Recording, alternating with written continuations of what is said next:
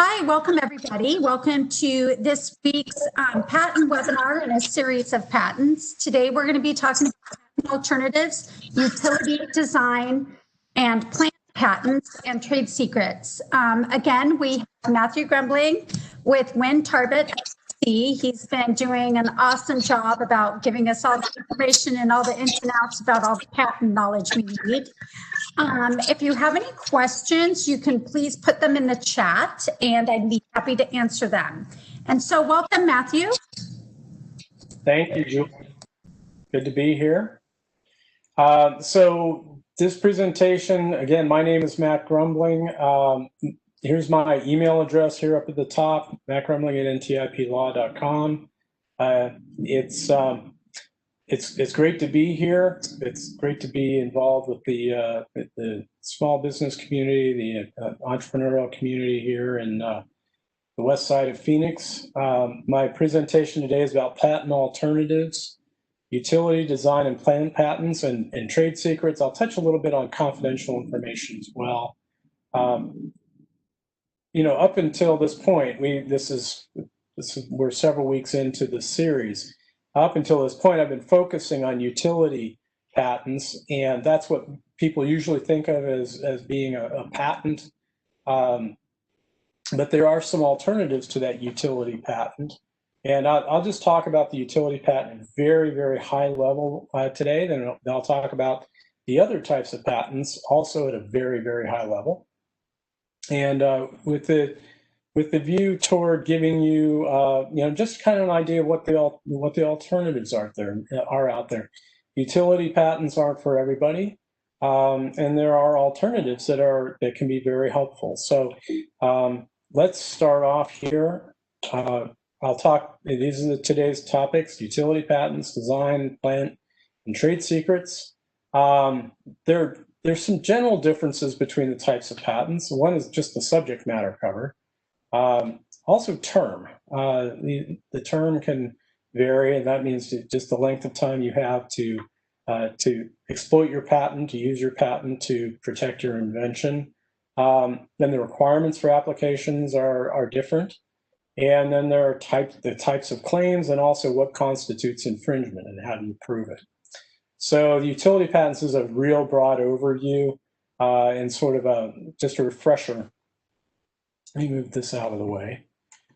And so the refresher is that the utility patents can cover processes, including manufacturing processes, medical methods of use, things like that. They can cover machines, manufacture, which is distinguished from machines basically in that it's not necessarily two parts working together, but maybe just a single part fashioned in a certain way to do something.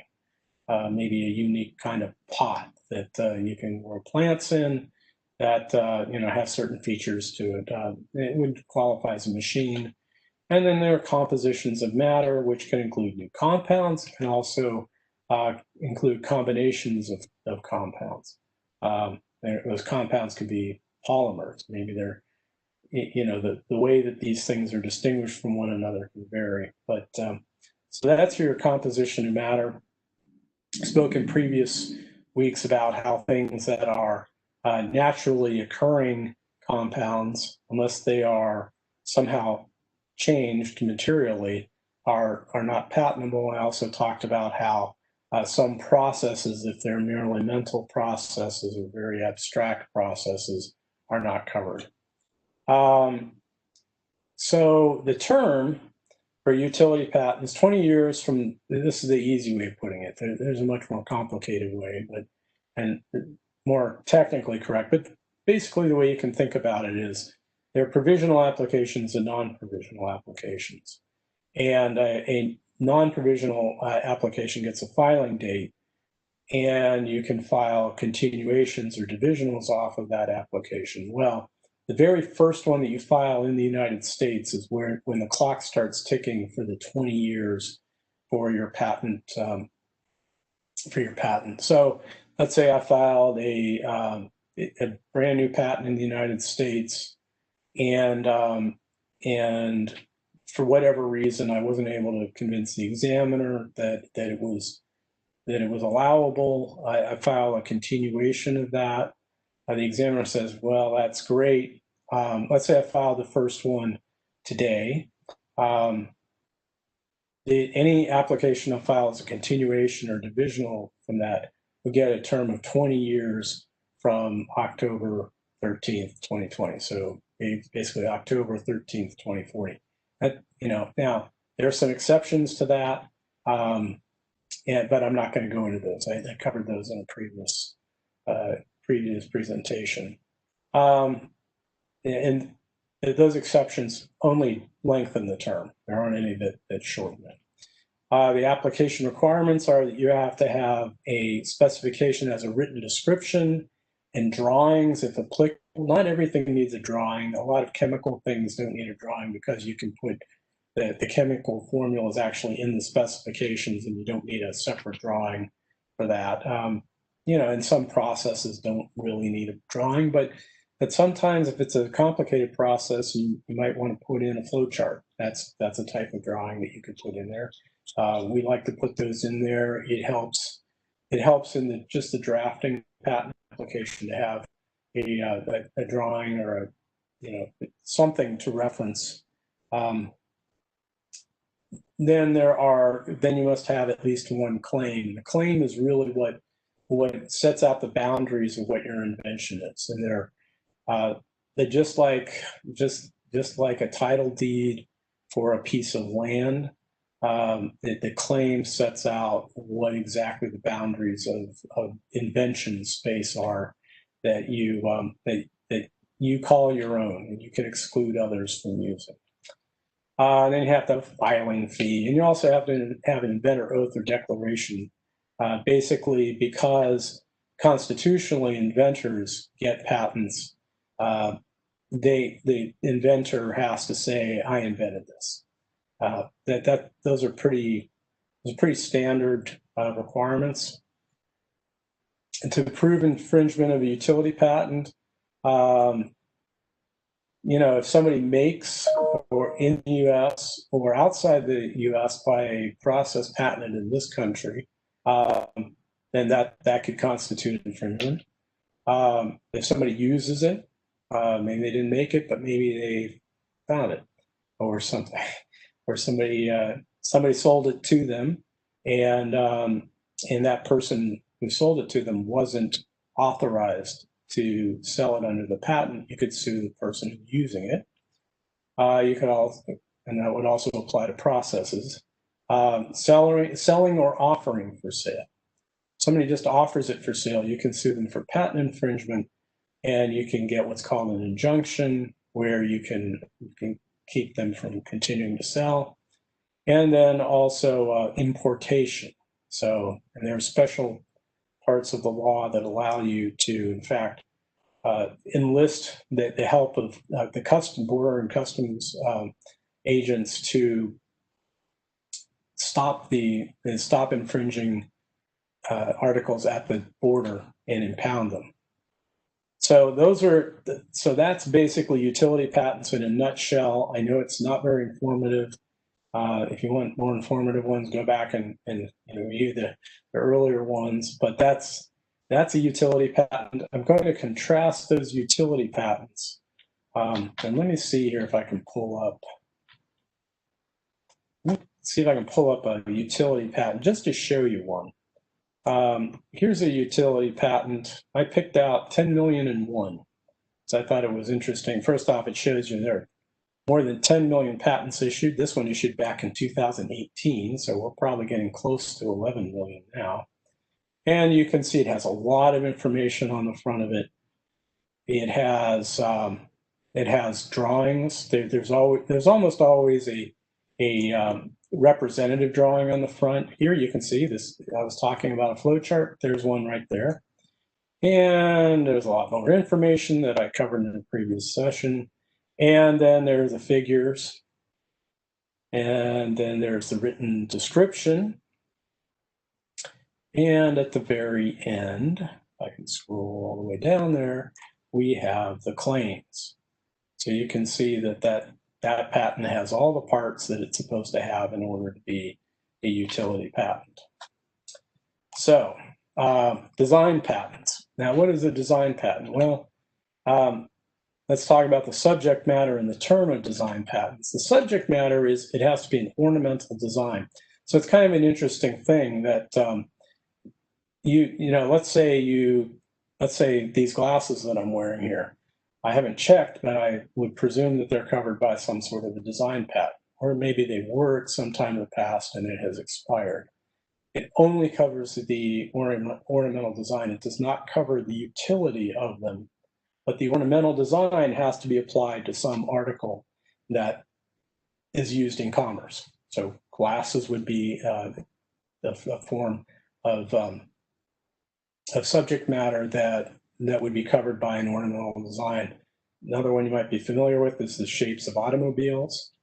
One that became big a few years ago was just the design of the icons that you find on smartphones. We saw a big lawsuit between Apple and Samsung, where Apple got actually pretty high damage award for Samsung's use of those icons. Now, Apple wasn't able to keep Samsung from using them anymore, but Samsung does have to pay an ongoing royalty for that. The term is 15 years from the date of issue. Now, this is very different from the utility patent, and it can be very helpful because, a lot of times, now, granted, it's 15 years, and I should have mentioned this earlier, that should be on the slide deck, actually, that for a utility patent, you get your initial patent in 3.5 years to 4 years, you have to pay a maintenance fee. And that fee starts out at something like $3,500, it goes up to $7,000, and it goes up to $14,000 in 4-year increments, so really 3.5 years. So at 3.5 years, at 7.5 years, and at 13.5 years, 11.5 years, you have to pay these maintenance fees. So, and that's from the date of issue. So in contrast, the term for design patents is 15 years from the date of issue, and there are no maintenance fees required. It's a really nice patent. You get it and you use it. The bad part about them is, and this should be on the slide deck too, really, is they're fairly easy to work around, and I'll get to why that is.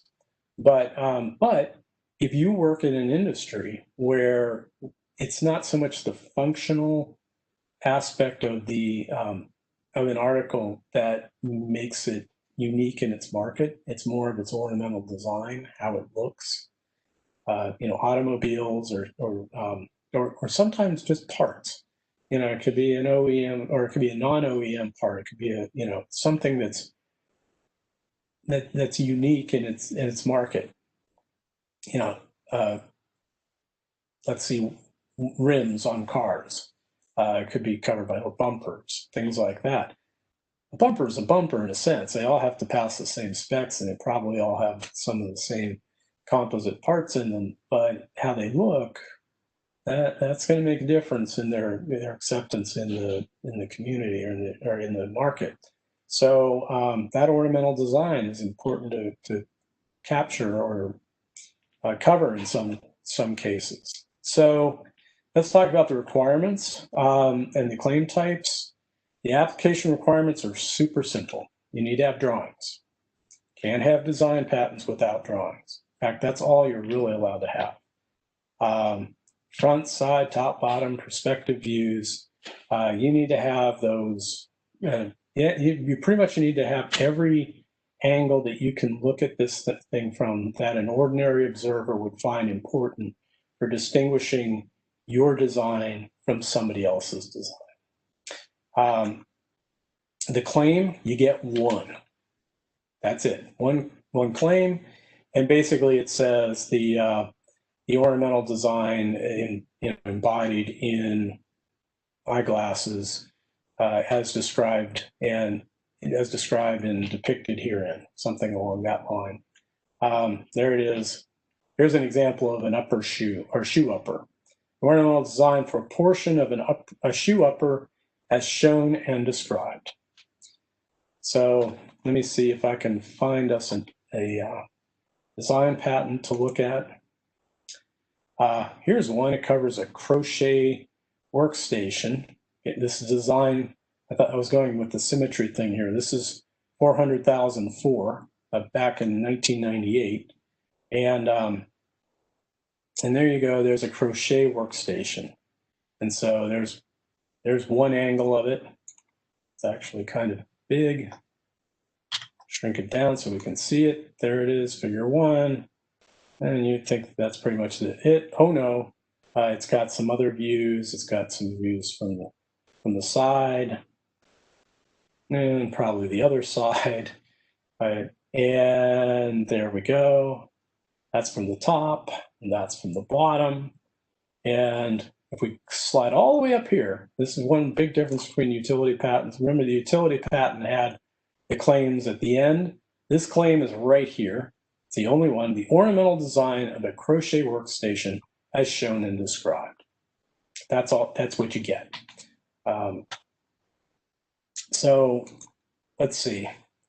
Design patents for infringement, there's kind of a complicated test, or at least it looks complicated, but it's known by its shorthand as the ordinary observer test. You just want to have an ordinary person, not somebody who's really sophisticated and knows everything, you know, like the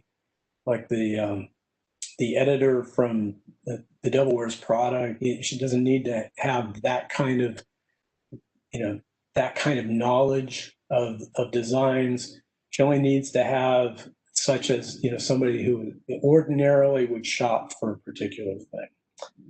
So here's the test. This is actually from a very old test called Gorham back in the, believe it or not, the 1800s. I believe it's 1873. But the test is for, in the eye of an ordinary observer, giving such attention as a purchaser usually gives. Two designs are substantially the same, and that is an ordinary observer looking at just giving whatever attention they would normally give thinks they're substantially the same, so that they might be deceived into being induced into purchasing one, supposing it to be the other. So it's a pretty tight tight standard, because even an ordinary observer can be very discriminating.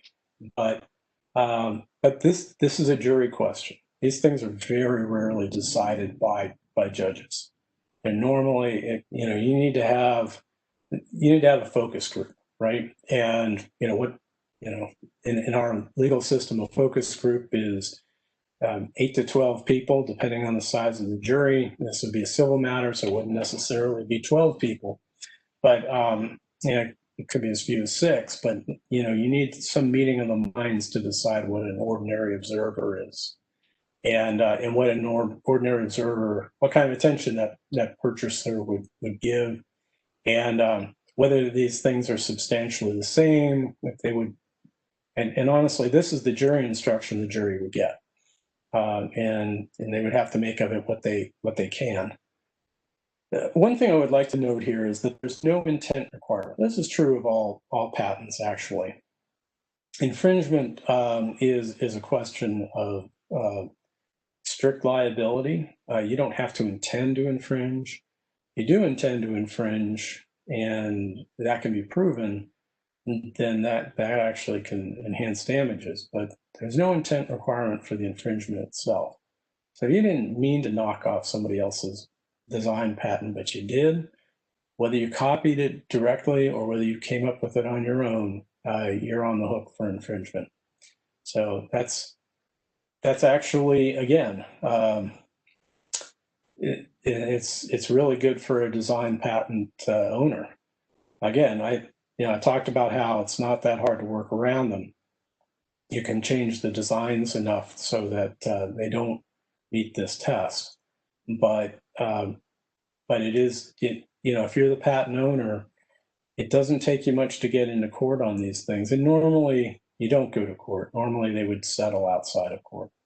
So this is a good alternative, I think, for a lot of folks who maybe their design doesn't rise to the level of a utility patent. Maybe it doesn't change the function all that much, but there's still some protectable ornamental elements there.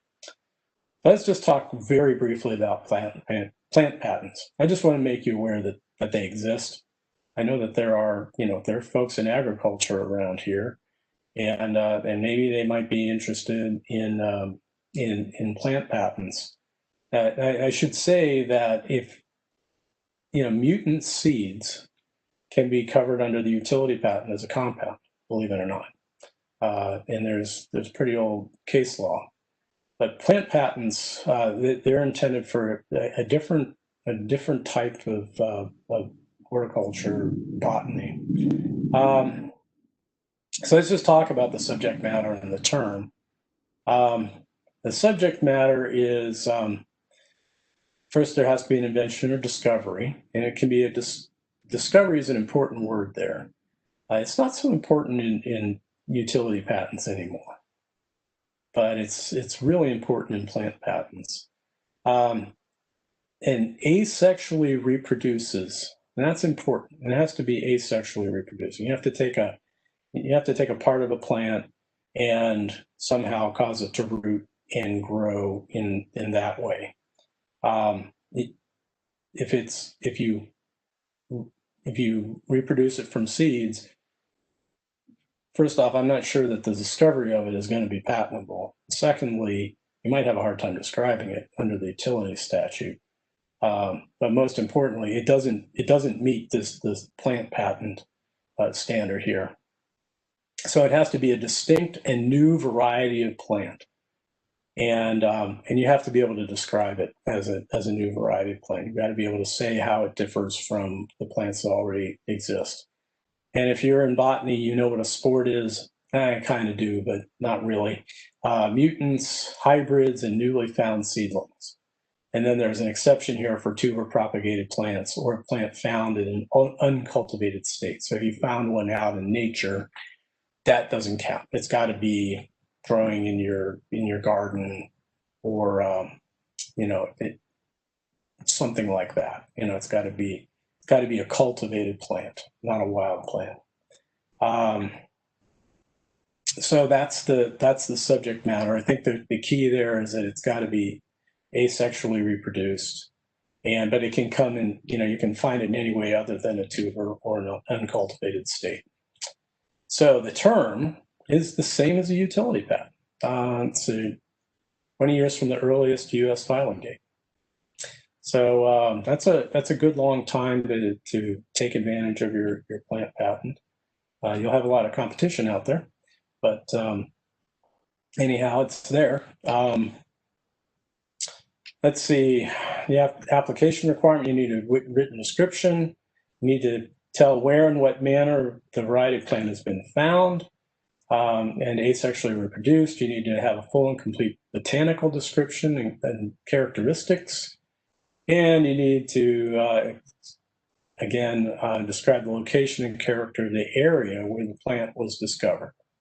So I found it in the desert Southwest, growing in sandy soil, no irrigation, blah, blah, blah, blah, blah.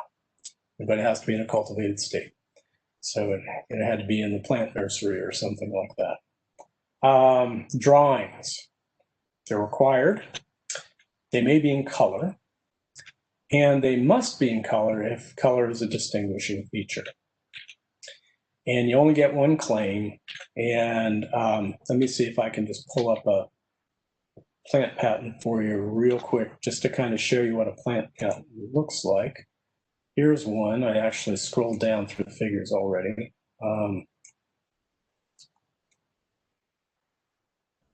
There's a plant patent. That's the top of it. That's the number. Again, I went with symmetry 28082. This is a juniperous plant named Mongio. Or Mongio, I don't know which it is. And here's a description of it. It's compared to the parent variety, blah, blah, blah, blah, blah. You get one claim, a new and distinct cultivar of juniper's plant named Mongeo, as illustrated and described herein, and then there are a series of figures. You can see they're photographs in this case.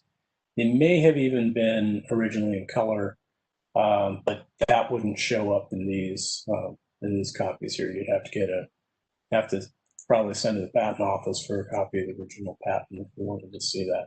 If you thought you might be infringing this patent, you would definitely order up a copy of that patent with the color to make sure that you're not. So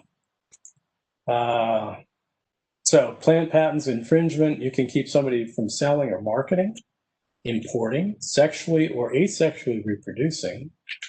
That would be like making for the utility patents, using it, dispensing it, stocking it.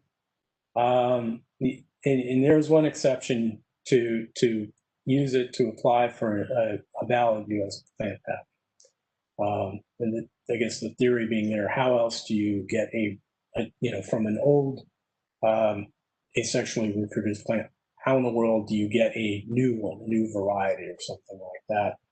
Well, the answer is, well, you can do it to get a U.S. plant patent, but not for any marketing purposes.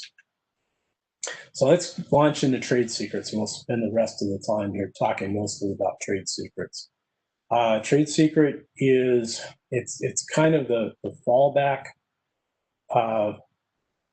for all of these things. If it's possible to keep your, let's say you've got a novel process that you don't want to share with the world, or you've got other information, maybe technical information relating to a product that you manufacture, or maybe just relating to the market that it's in, and you believe that it's not just confidential information, but it's important. And I'll show you what we mean by that.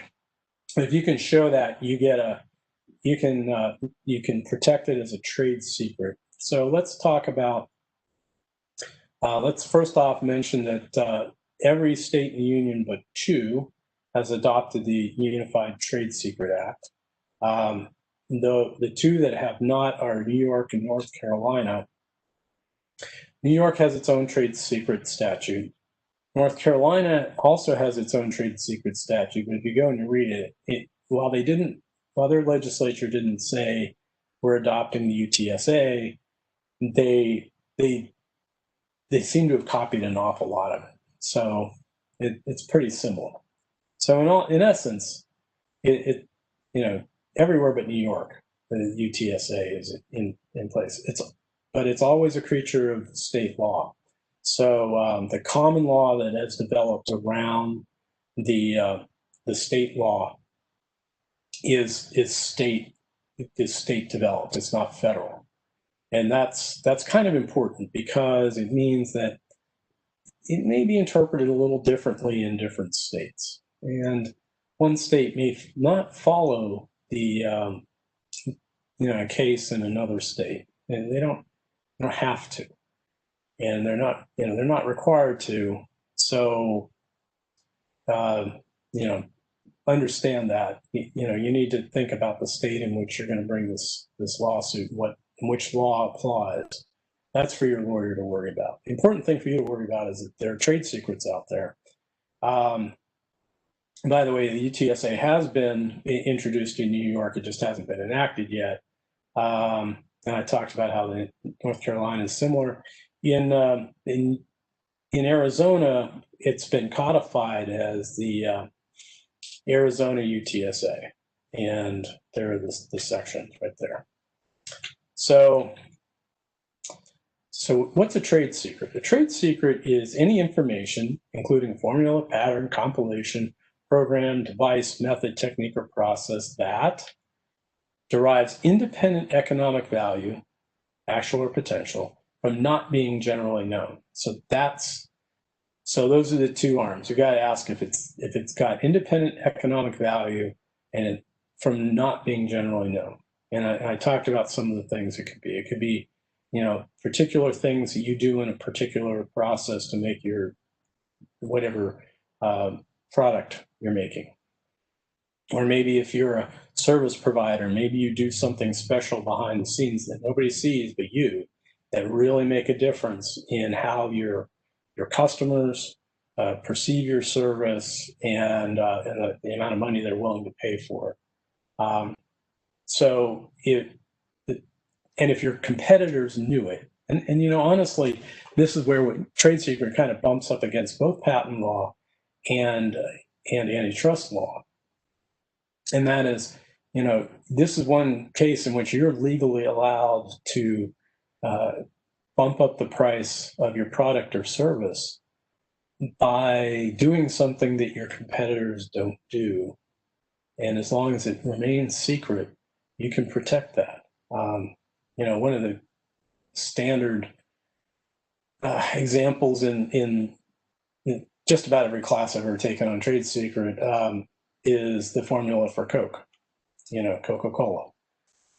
It's been a secret for forever, and it will remain a secret as long as they can keep it a trade secret. And that means they lock it up in a safe and nobody gets to see it. They actually, you know, we have bottling plants because Coca-Cola makes all of the syrup centrally to maintain control over that formula.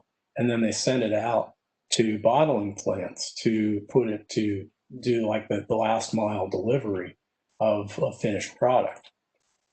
And nobody at the bottling plants has any idea what's in that syrup. The only people who do are the people at Coca-Cola and maybe some folks at FDA who have to, you know, make sure that there's nothing poisonous or drug related in there. So, you know, but that's just one example. And you can have anything. You can have data. I mean, there's some things that are just not patentable that are still very valuable because you yourself developed them. They've never been shared with the public. And in fact, it would cost your competitors money to develop that. And so, you know, one way or the other, it's got economic value. The second arm of this is really important too, though. You have to take reasonable efforts under the circumstances to maintain its secrecy. And that reasonableness, that's always a word in law that should give you pause, because it can be very context specific. It can depend on your industry. It can depend on the nature of the trade secret. It can depend on a lot of different factors. And for instance, anything that's stored on a computer, what would have been a reasonable measure to protect its secrecy 20 years ago is probably not reasonable today, because hackers are so much more clever about how they can get at your information. So you might need to keep it, you know, really top secret stuff off the mainframe and on a computer that's not accessible by everybody in your company. Maybe only a few people can access it. I assure you, the folks at Coca-Cola keep theirs locked away in a if not an actual vault, in a virtual vault, because they just, you know, that's not information that they want getting out to the public. And so they're reasonable under the circumstances, probably very high.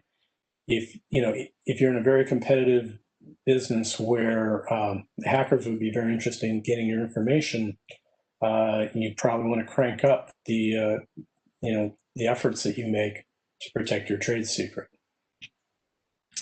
Let's talk about misappropriation. I don't think this is going to be surprising to you. It just means that it was acquired by improper means. I think we all, you know, I mean, there's a lot of words here, but basically I think this is fairly straightforward. Anybody who steals it, you know, if you have an employee who makes off with your trade secret, that's misappropriation. If a hacker who breaks in and steals your trade secret, that's misappropriation. I mean, there are probably other scenarios, but those would work. Improper means, again, theft, bribery, blah, blah, blah, blah, blah. And I just wanted to mention, under the common law, there's also common law, you know, misappropriation of confidential information. Confidential information may not rise to the level of trade secret because it maybe that it doesn't have independent economic value because it isn't commonly known, but it's very valuable to you. Well, what might that include? Well, it might include, for instance, personal information, the personal information of anybody in your company. It may include just, any communications between you and maybe, one of your employees. And these are, let's say, HR records and things like that. There are lots of different types of confidential information. And what I wanted to say about that, first off, it's not preempted by the Uniform Trade Secrets Act in Arizona. I can't speak for other states, but the Arizona Supreme Court has chimed in back in 2014 and said the UTSA does not preempt these common law types of suits, and so that's good news if you have a business and you're concerned about keeping information that may not be a quote unquote trade secret. Well, it's protected under the common law of the state of Arizona. And where this comes up a lot is like in employment agreements and contract work. And the way I would address this common law protection is I would write it into employment agreements, or if you use contractors into their work contracts, that there's certain information that's going to be made available to you that is confidential to the company. It's confidential maybe to the individuals in the company, and unless it's public, you are to keep it confidential. And the only way you get off the hook is if it's become public.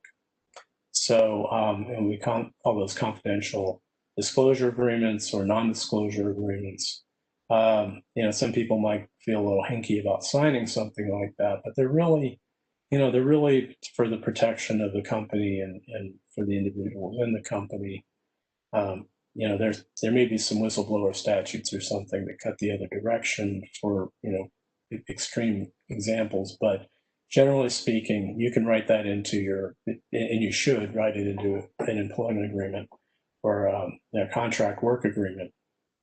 And in addition to that, you should have an intellectual property clause that says that the company, with what the company's rights are with respect to any intellectual property developed within the company. So that's my pretty much my presentation. I'm open to questions. If Julie has received any that she'd like to share. I don't have any questions right now, but if anybody does, just please reach out. And also, if you do have questions and we did not get to you, or for some reason I didn't see it in the queue, you can always go back and, like I stated, this webinar is recorded, so it will be added to our website and also to the City of Surprise Economic Development YouTube page. And also you have my contact information, and you also have Matthew's contact information. So we will be back next week with patent prosecution and oppositions. Same time, same place. So thank you very much, Matthew, and thank you for those that joined us today. All righty. Thank you, Julie.